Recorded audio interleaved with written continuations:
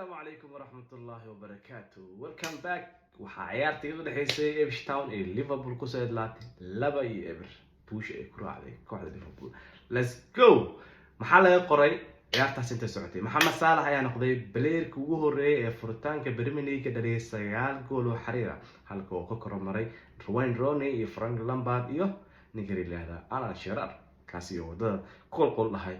wuxuu u baahan yahay playerka ku soo xiga in uu 9 kulan xiriir ah dhaliyo gool si uu ula wareego koorka Mohamed Salah oo maanta ku xariiqay magaciisa, halka Arne Slot kulankiisa ugu horeeyay xaashidii laga qoray dhammaan lagu qadaynay inuu qabtay jajaxeen kula yiri ma jirto halkan aniga ayaa imaaday rikoorka xun ee macalinka cusub waxaan soo marsiiyay gadaasheeda hadda kadibna ma jiri doonto rikoor xun ee Liverpool laga diiwaan gelinayo ku saabsan macalinka cusub naadiga oo ah inuusan badinin kulankiisa ugu horeeyay. ku qadayntaasi way dhamaatay qadamo jirto.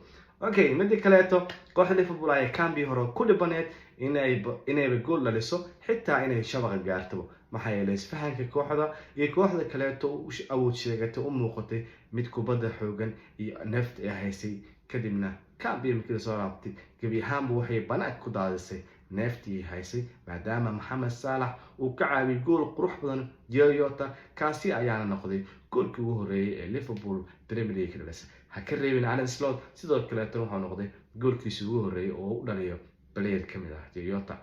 kadibna daqiiqado ka bacdi waxaa gool dhaliyay Mohamed Salah kaasi oo ka caawiyay ninka la magac baxay Szoboszlai gool qurux badan. Mohamed Salah ayaa shabaqa ku hubsaday taana waxay noqotay 2-0.